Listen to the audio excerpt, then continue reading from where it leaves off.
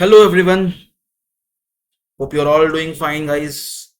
In this last lectures, we have discussed Unit 1, 2, 3, and today we're going to discuss Unit 4, deployment and enterprise applications of enterprise applications. Sorry. So let's start here. Deployment and of enterprise application and cloud computing. Okay. So this entire lecture is around cloud. If you don't have any idea about cloud, I'll just give you a simple overview of it. If you want to check out in detail what are cloud and what are the services in clouds and more about cloud and how to deploy in cloud, everything, you just search from my channel. I made a complete playlist for cloud, so it is very good. I got very good comments in there, so you can refer that. Okay, so until now what we have studied enterprise systems architecture, integration and web services. And in Unit 4, we are going to discuss, after developing an enterprise application, how should we deploy it, where we should host it, and how does cloud computing help enterprise systems. So these are the things we need to go through in this unit. Let's get started. So first, have a big picture understanding what we are trying to say.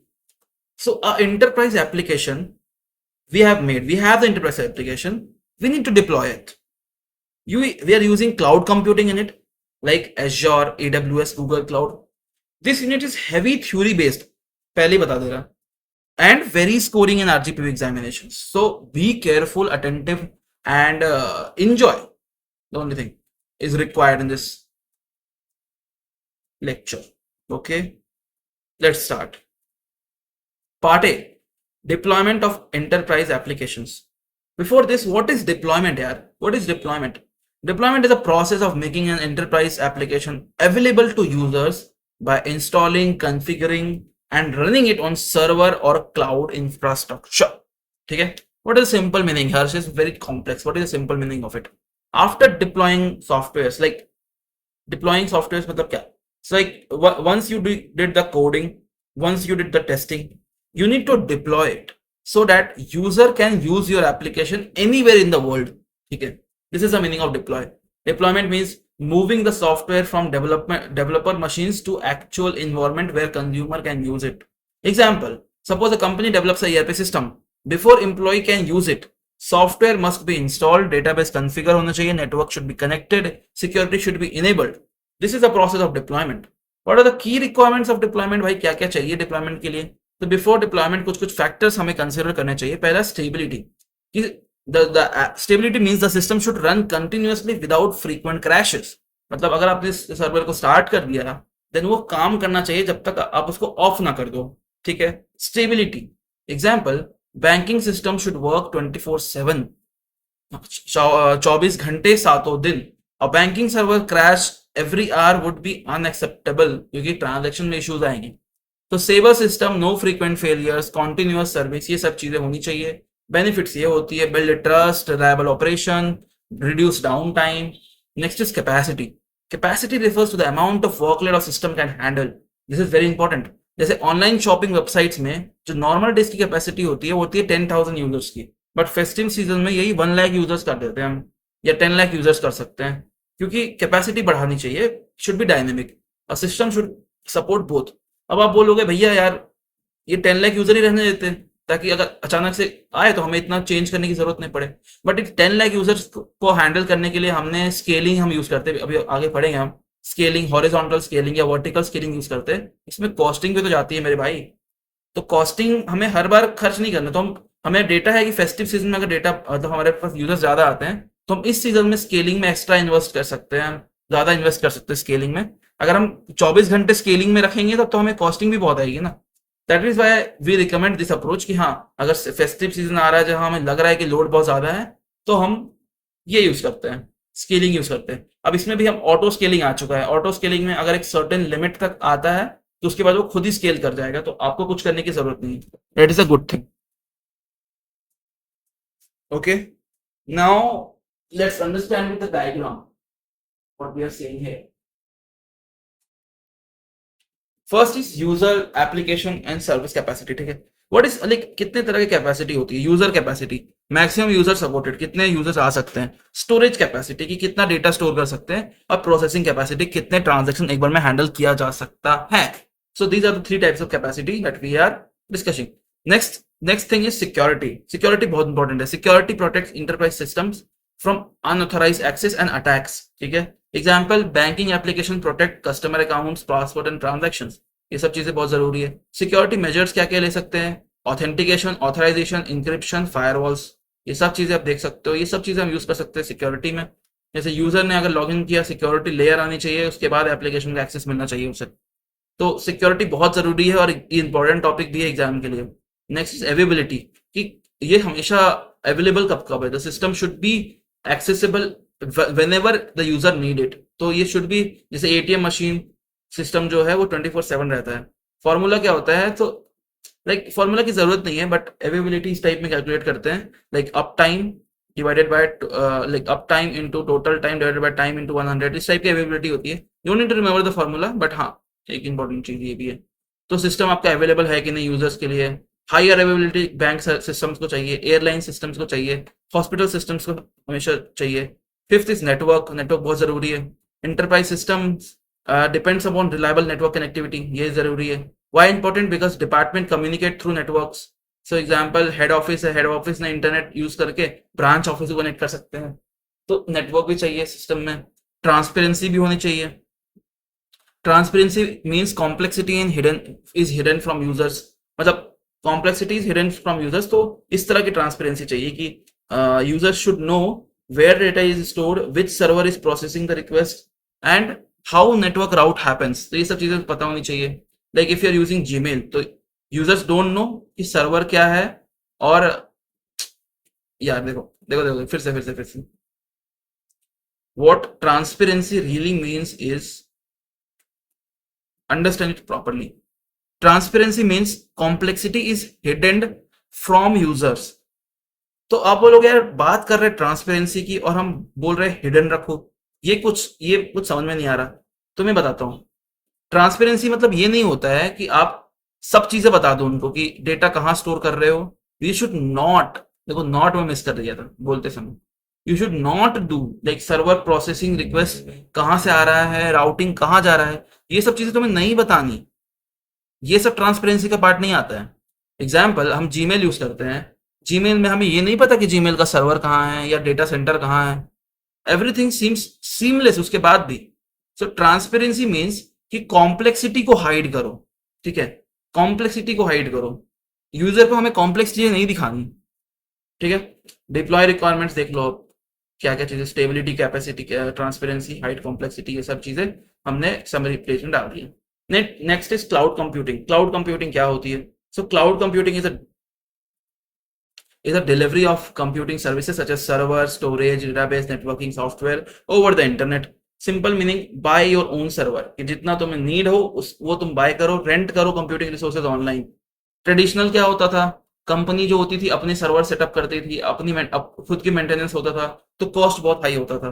Cloud system में क्या है, company को बस internet चाहिए, cloud provider चाहिए, उसको rent पे करती है कि भाई मेरे को 1 महीने के लिए चाहिए, तुमको इतना इतना रेंट दूंगा मैं, रेंट में काम खत्म. ना तुम्हें मेंटेनेंस कॉस्ट करनी है, ना तुम्हें कुछ भी सर्वर कॉस्ट चाहिए, कुछ भी नहीं चाहिए. जैसे गूगल ड्राइव, तो you store information online instead of your personal computer. तो तुम ड्राइव में स्टोर कर सकते हो. 1 टीबी तक के मेमोरीज हम स्टोर करते हैं इसमें. Role of cloud in enterprise systems. Modern enterprise system जैसे ERP, CRM, SCM, HRM are incredibly deploying on cloud platforms. इसको सबको क्लाउड प्लेटफॉर्म में डिप्लॉयड है. Company using CRM software can access it form, ये सब चीजें थ्रू क्लाउड इंफ्रास्ट्रक्चर. ठीक है. अब हम क्लाउड के आर्किटेक्चर को समझते हैं. यूजर इंटरनेट यूज करता है, क्लाउड प्लेटफॉर्म भी यूज करता है, एप्लीकेशन उसके ऊपर डिप्लॉयड रहती है और डेटाबेसेस वो एक्सेस करती है. Core concept of cloud computing. तो टाइप्स ऑफ क्लाउड होता है. पहला होता है प्राइवेट क्लाउड. प्राइवेट क्लाउड क्या होता है? So private cloud is basically infrastructure dedicated to a single organisation. ठीक है. जैसे banking maintain their own cloud environment, वो एडब्ल्यूएस वगैरह यूज नहीं कर सकती बैंकिंग सिस्टम्स, क्योंकि उनको उनको उनका खुद का क्लाउड एनवायरनमेंट चाहिए, क्योंकि उनकी प्राइवेसी, अपने कुछ सिक्योरिटी कंसर्न्स होते हैं. That is why. So advantages क्या है? High security, full control. ठीक है. डिसएडवांटेजेस भी है कि एक्सपेंसिव पड़ता है. सेकंड इज पब्लिक क्लाउड, जो शेयर्ड मल्टीपल यूजर्स उसको यूज कर सकते हैं. जैसे एडब्ल्यूएस हो गया, जीसीपी हो गया, गूगल क्लाउड हो गया, एज्योर हो गया, ये सारी चीजें हो गई. तो मल्टीपल यूजर्स जो है पब्लिक क्लाउड यूज करते हैं। एडवांटेजेस, कॉस्ट बहुत कम पड़ता है, इजी डिप्लॉयमेंट होता है, कंट्रोल कम होता है, ये चीज। फिर होता है हाइब्रिड क्लाउड, जो दोनों का मिक्स होता है, ठीक है। Combination of private and public cloud. Bank store sensitive data in private cloud but host website in public cloud. ये कर सकता है, तो हाइब्रिड हो गया। तो प्राइवेट क्लाउड जो हो उसमें हाइब्रिड चीजें और पब्लिक क्लाउड का मिक्स, ये सब चीजें हो गई। अब ये हमारा कंपैरिजन हो गया। एडवांटेजेस ऑफ क्लाउड कंप्यूटिंग क्या है भाई? बहुत सिंपल है। स्केलेबिलिटी, स्केलिंग मैंने बताया था। एबिलिटी टू इंक्रीज और डिक्रीज रिसोर्सेज एज नीडेड, ठीक है। एग्जाम्पल हो गया e commerce website Diwali sale में इतना कर देता है, नॉर्मल नॉर्मल में इतना रखता है, तो स्केलिंग का एग्जांपल हो गया। अवेलेबिलिटी की 24 घंटे अप टाइम, 99.9% अप टाइम रहता है, हमेशा वो चालू रहना चाहिए। बेनिफिट भी है कॉस्ट रिडक्शन, इसके बेनिफिट्स है कि कॉस्ट, सर्वर हार्डवेयर कॉस्ट वगैरह नहीं लगता, जितना यूज करोगे उतना ही पे करना है, ये सब चीजें। फिर इसके एडवांटेजेस देख लो। डिसएडवांटेजेस भी है कुछ कुछ, कि technology overload, too many cloud tools, service created, complexity बहुत ज्यादा बढ़ गई है। AWS offers hundred of services, learning all becomes very difficult। हाँ, सिक्योरिटी कंसर्न्स भी है यार, data store in external servers, तो डेटा ब्रीचेस की खतरा रहता है, लाइक अनऑथोराइज्ड यूजर्स एक्सेस का खतरा रहता है। Monitoring and troubleshooting, finding issues in distributed cloud systems are very difficult, ठीक है। तो मल्टीपल सर्वर्स है, मल्टीपल रीजन है, मल्टीपल डेटाबेस है, कुछ दिक्कत हो गई तो ढूंढने में बहुत दिक्कत होगी। टेस्टिंग कॉम्प्लेक्सिटी बहुत होती है, इतने सारे इन्वायरमेंट और डायनेमिक है, इतनी सारी चीजें, टेस्टिंग बहुत मुश्किल हो जाती है। सो ये लेटेंसी का इशू आता है कि चीजें फास्ट नहीं काम कर रही, डिले इन डेटा ट्रांसमिशन, ये सब चीजें भी होती रहती है। Like users in India access server over America, so response slow आ जाता है कभी कभी। तो एडवांटेजेस भी यहाँ पर है, डिसएडवांटेजेस भी हमने देख लिए। अब हम बात करते हैं क्लाउड सर्विस मॉडल पे,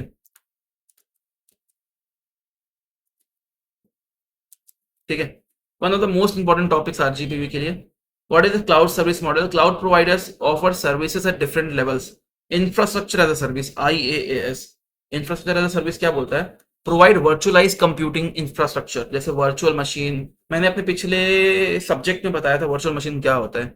users, virtual machine, storage, network, ये सब चीजें यूजर मैनेज कर सकते हैं, ऑपरेटिंग सिस्टम, एप्लीकेशन डेटा। तो यूजर के पास वर्चुअल एक खुद का मशीन जैसा रहता है, और क्लाउड प्रोवाइडर से ये प्रोवाइड करता है। EC2 इंस्टेंस, फिर एज्योर वर्चुअल मशीन, ये सारी चीजें। मतलब समझो, देखो क्या होता है ना कि आपने क्लाउड पे गए, आप AWS पे गए मान लो, और आपने AWS पे, क्योंकि AWS पे बहुत सारी हंड्रेड्स ऑफ सर्विसेज है, तो आपने एक सर्विस बनाई EC2।